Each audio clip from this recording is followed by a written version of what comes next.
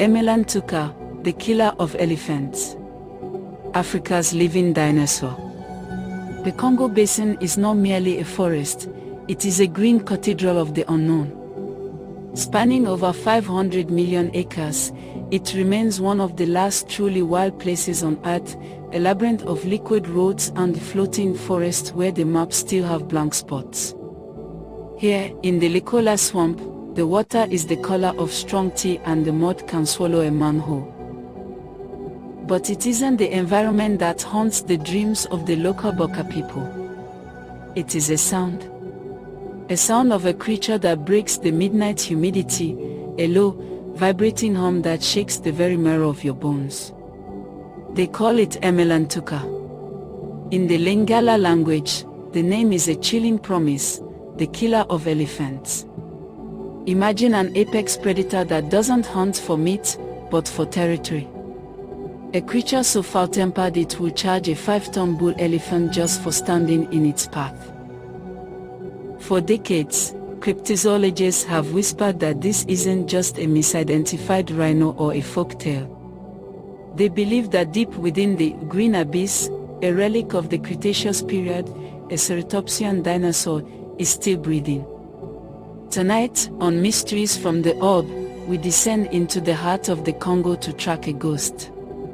We are looking for the single-horned terror of the marshes. To understand the Emelantuka, you must first discard everything you know about modern African wildlife. Witnesses don't describe a mammoth. They describe a tank made of flesh and bone. The creature is said to be roughly the size of a forest elephant, standing perhaps 8 feet at the shoulder, but its profile is entirely different. Its skin is described as glabrous, hairless, and textured like a pebbled mosaic of gray, green, and rusted brown. This isn't the soft hide of a hippo. It is a thick, leathery armor designed to withstand the jagged thorns of the undergrowth. The most striking feature is the head. Unlike the rhinoceros, whose horn is made of keratin, essentially compressed hair, the Emelantuka possesses a horn that is an extension of its skull. It is a singular, ivory-colored spike, sometimes 3 feet long, positioned at the end of a heavy, beak-like snout. Its body is low-slung and massive, supported by 4 pillar-like legs. But look closely at the tracks it leaves in the riverbank mud. They arm the round, padded prints of an elephant. They are heavy, tri-toed impressions with distinct claw marks, the signature of a reptile. Behind it drags a thick, muscular tail, heavy enough to act as a counterweight, reminiscent of the great sauropods or, more specifically, the frilled giants of the late Mesozoic. It is a creature built for power, not grace. Let us journey back to a documented encounter that still chills researchers today. Imagine a small party of hunters, moved by the need for food, navigating the banks of the Sango River. The sun is a dull orange disk struggling to pierce the canopy. They find a clearing where a bull forest elephant is drinking. The elephant is a monarch of the jungle, confident in its size. But the hunters notice something wrong. The birds have gone silent. The monkeys, usually screaming in the heights, have vanished. Suddenly, the water of the marsh begins to boil. A massive, slate-colored bag breaks the surface like a rising submarine. The Emelantuka emerges, water cascading off its scaled flanks. It doesn't roar. It produces a sound like a grinding stone, a deep, reptilian hiss or hum. The elephant, sensing the threat, trumpets a warning. It is a sound of pure, unadulterated terror. But the Emelantuka doesn't hesitate. It lowers its head, tucking its chin toward its chest to align its horn. With a sudden explosion of speed that defies its bulk, it charges. The sound of the impact is like a ship hitting a pier. The horn doesn't just pierce, it driven by tons of muscle, it slides through the elephant's tough hide into the soft underbelly. The elephant is lifted, actually tilted off its feet, by the sheer kinetic force.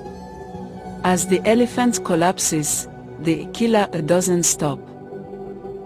It thrashes its head side to side, goring the giant until the water of the Sangha turns a dark, opaque crimson.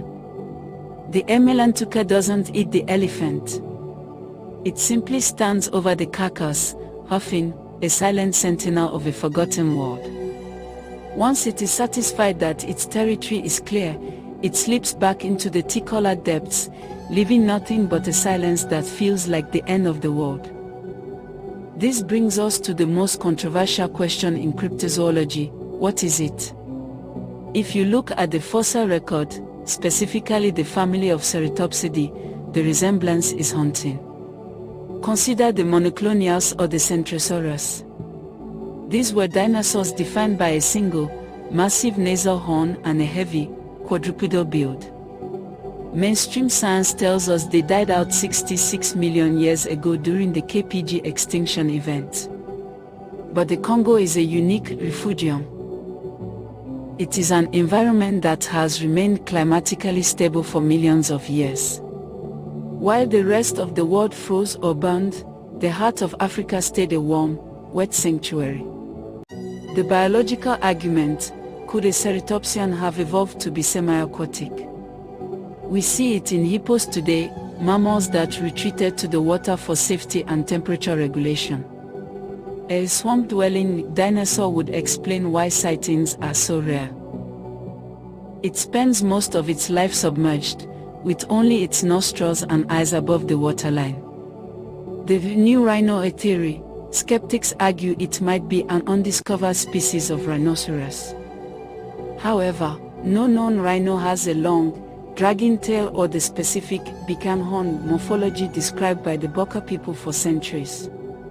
Furthermore, the local tribes know exactly what a rhino is, and they insist the Emelantuka is something else entirely. Something half dragon, half beast. The fossil memory. Some suggest cultural memory, that humans saw these creatures in the distant past and the stories persisted. But the descriptions are too anatomically consistent.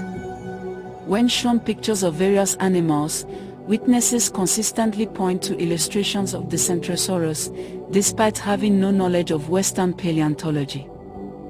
As the sun sets over the Lekola, we have to ask ourselves, how much of our world is truly conquered? We have satellites that can read a license plate from space, yet we cannot see beneath the triple canopy of the Congo. The Emelantuka remains a shadow in the water, a reminder that the line between prehistory and the modern day might be thinner than we think. Perhaps it is better that it remains a mystery. In a world where every inch of land is charted and exploited, there is a dark comfort in knowing that something ancient, something fierce, and something completely unknown still rules the marshes. Is it a living fossil? Or a legend born from the steam and shadows of the swamp? Until a body is found or a clear film is captured, the Emelantuka will continue to haunt the elephants and our imaginations. This was Mysteries from the Orb. If you enjoyed this trek into the green abyss, hit that subscribe button and ring the bell to ensure you never miss a descent into the unknown. Leave a comment below. Do you believe a dinosaur could still be alive today?